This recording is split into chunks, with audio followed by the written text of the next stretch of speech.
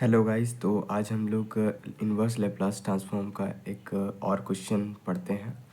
देखो, क्वेश्चन में जो बोला जा रहा है, find inverse Laplace of 1/s-2 into s-3 का होल स्क्वायर। ठीक है, ये सिर्फ इस पे स्क्वायर है, इस पे नहीं है। ठीक है, अब ये क्वेश्चन को सॉल्व करने से पहले सबसे पहले आपको जानना होगा कॉन्वोल्यूशन थ्योरम को। ठीक है, क्योंकि इस क्वेश्चन को सॉल्व करेंगे हम कॉन्वोल्यूशन थ्योरम्स के हेल्प से। ठीक है, क्यों सॉल्व करेंगे ये आपका एग्ज़ाम में लिखा हुआ रहेगा 14 मार्क्स या 7 मार्क्स का, कि आपको कन्वोल्यूशन थ्योरम के थ्योरम यूज करके आपको इस क्वेश्चन को सॉल्व करना है। ठीक है, तो अगर ऐसा लिखा हुआ हो तब आपको कॉन्वोल्यूशन से सॉल्व करना है, और ये क्वेश्चन कॉन्वोल्यूशन से ही बनेगा क्योंकि इसमें फैक्टर दिए हुए हैं 1/s-2 और एक बार 1/s-3 का होल स्क्वायर। ये दो फैक्टर है। ठीक है, इसीलिए हम लोग इसको ऐसे सॉल्व करेंगे। ठीक है, अब देखो ये आपका कैसे कॉन्वोल्यूशन थ्योरम, इसमें क्या क्या है। तो कॉन्वोल्यूशन थ्योरम के लिए मैंने इस पे अलग से वीडियो बनाया हुआ है। आप अगर इन्वर्स लैप्लास मेरे प्लेलिस्ट को आप देख रहे होंगे तो आपने कॉन्वोल्यूशन थ्योरम पढ़ा होगा, और अगर आपने नहीं पढ़ा है तो मैंने यहाँ पे आई बटन दिया हुआ है, उस पर आप जाके क्लिक करके देख सकते हैं। ठीक है, वहाँ पे मैंने सारा बताया हुआ है कि कैसे सॉल्व होता है और किस कब अप्लाई करना है इसे कॉन्वोल्यूशन थ्योरम को। वैसे फ़िलहाल मैंने यहाँ पे कॉन्वोल्यूशन थ्योरम के बारे में लिखा हुआ है। आपको ये ध्यान रखना है कि आपको एग्ज़ाम में कॉन्वोल्यूशन थ्योरम ये जो मैंने यहाँ लिखा है ये आपको नहीं लिखना है, आपको क्वेश्चन सॉल्व करना है। क्वेश्चन में कैसे अप्लाई करेंगे कॉन्वोल्यूशन थ्योरम को ये ध्यान में रखना है। आपको ये बस अपने माइंड में रखना है, आपको जब अप्लाई करने का ज़रूरत पड़े तब जाके अप्लाई करना है। ठीक है, कॉन्वोल्यूशन थ्योरम जो है आपका इन्वर्स में फाइंड करना हो तब आपको ये फार्मूला यूज़ करते हैं। ठीक है, ये वाला फार्मूला यूज़ करना है। ठीक है, और जब आपका इन्वर्स लैप्लास ट्रांसफॉर्म में आपको कॉन्वोल्यूशन यूज़ करना हो तब आपको ये वाला फार्मूला यूज़ करना है। ठीक है, फ़िलहाल हमें ये करना है, तो चलिए क्वेश्चन सॉल्व करते हैं। तो सबसे पहले इस क्वेश्चन को हमने यहाँ पे लिख लिया एज इट इज़। अब इसको फैक्टर में स्प्लिट कर लेना है। तो इन्वर्स लैप्लास 1/s-2 हो जाएगा एक बार, और इंटू 1/s-3 का होल स्क्वायर। ये दोनों को मल्टीप्लाई करेंगे तो ये आ जाएगा। ठीक है, तो ये हमारा आ गया, और ये हमारा क्या हो जाएगा f⁻(s), ये हमारा g⁻(s).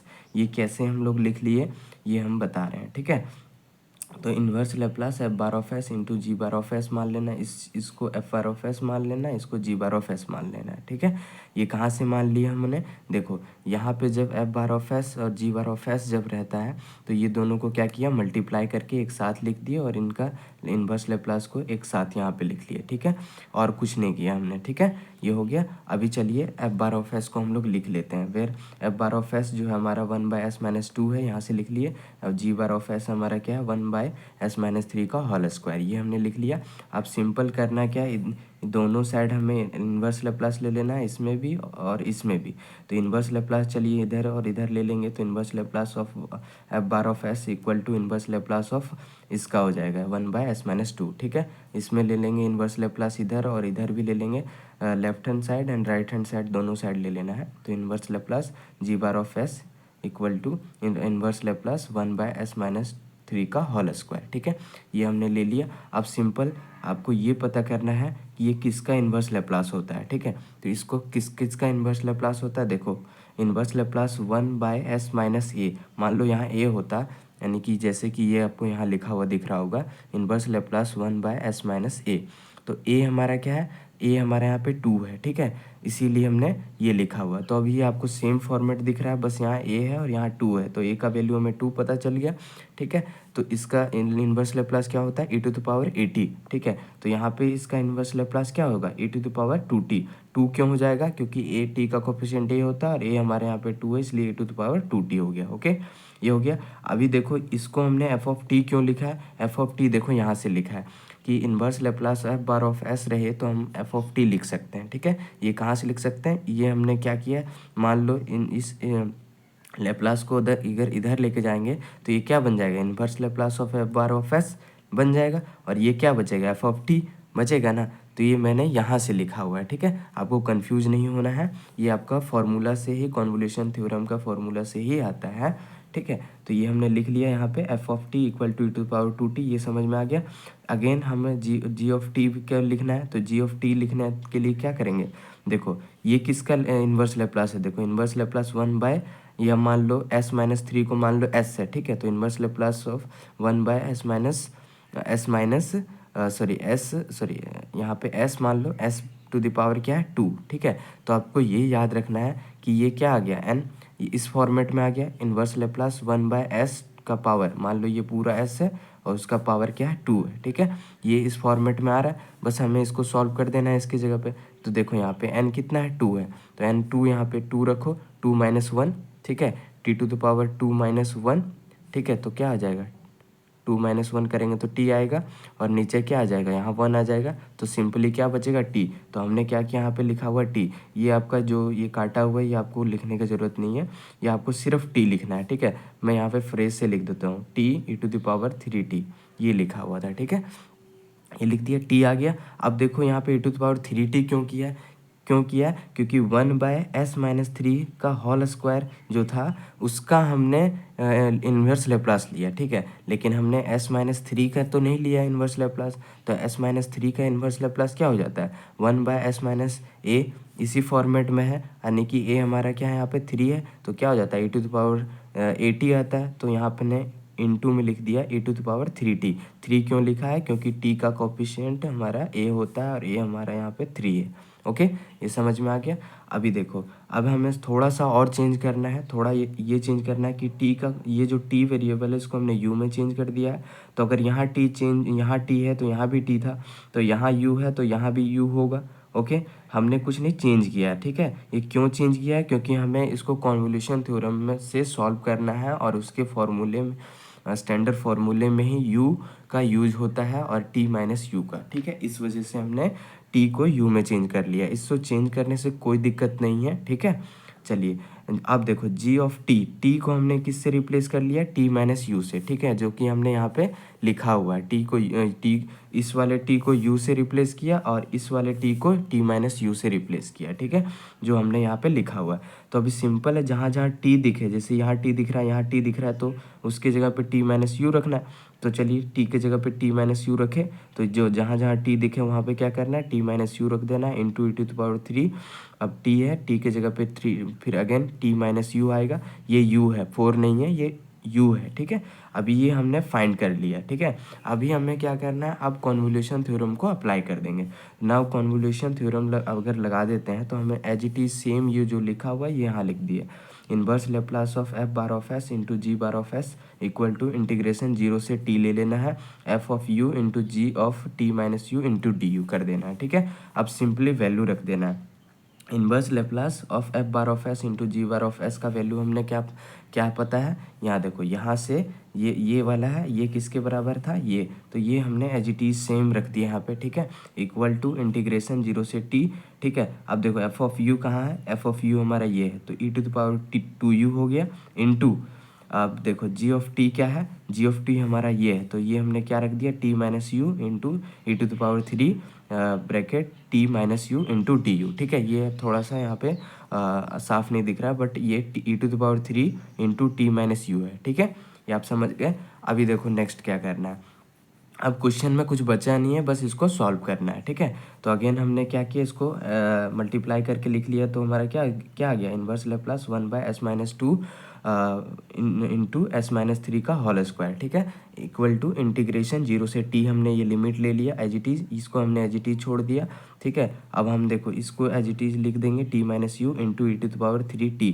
ये देखो हमने क्या किया, 3 को मल्टीप्लाई किया इसके साथ भी और 3 को इसके साथ भी, तो क्या आ जाएगा, हमने मल्टीप्लाई करके अलग कर लिया, ठीक है। ये अगर बेस सेम हो, तो अगर बेस सेम है तो पावर क्या हो जाता है, जुड़ जाता है, तो ये एज इट इज़ सेम आ जाएगा हमारा, है ना। इसको अगर ऐड करेंगे तो सेम आएगा ना, चलो ठीक है।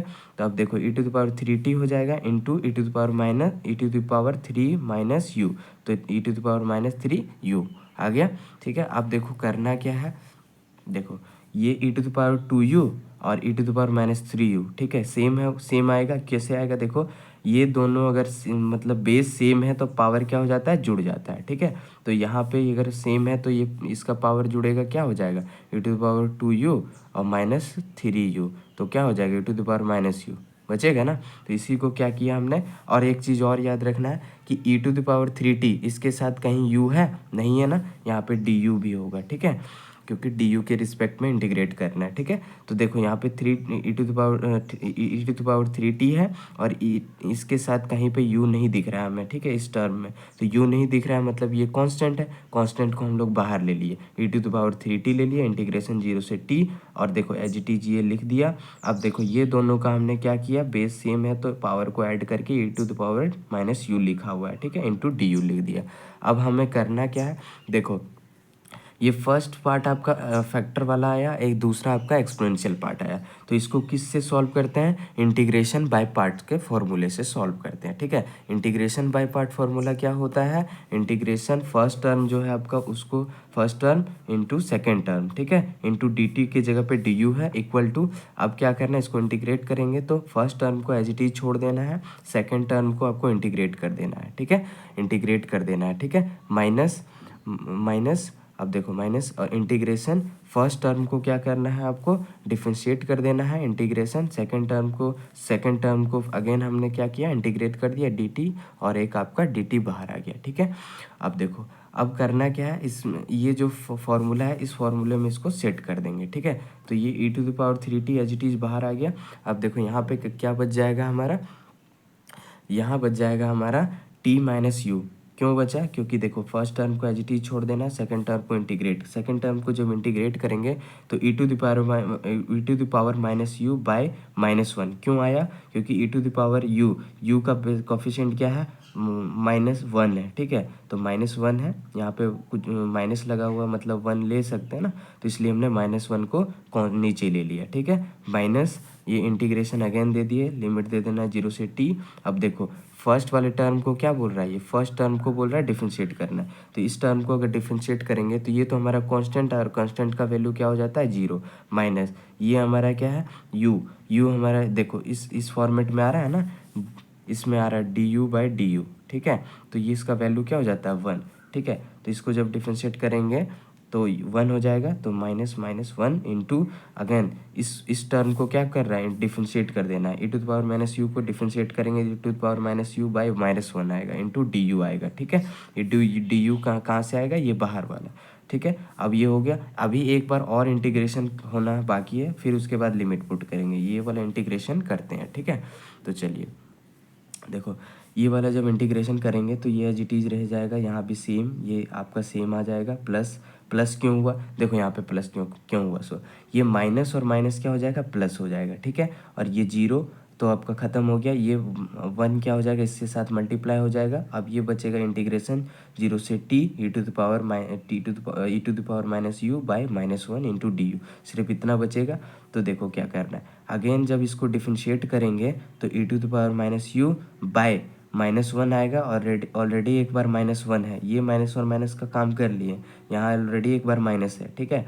और एक बार और जब डिफरेंशिएट करेंगे तब फिर से माइनस जो आएगा तो क्या कर देगा, इसको प्लस कर देगा, ठीक है, इसको प्लस कर देगा, लिमिट दे देंगे 0 से t। अब हमें कुछ नहीं करना, अभी इसको लिमिट रख देना है, ठीक है। तो e⁻3t, अब देखो यहाँ से हमारा क्या वैल्यू आ जाएगा, ये देखो ये माइनस को क्या किया हम लोग, सॉरी ये माइनस को अभी कुछ नहीं किए, इस पहले टर्म को पहले लिख लिया है, और ये माइनस क्या कर दिए, यहाँ पे मल्टीप्लाई हो जाएगा, तो माइनस -u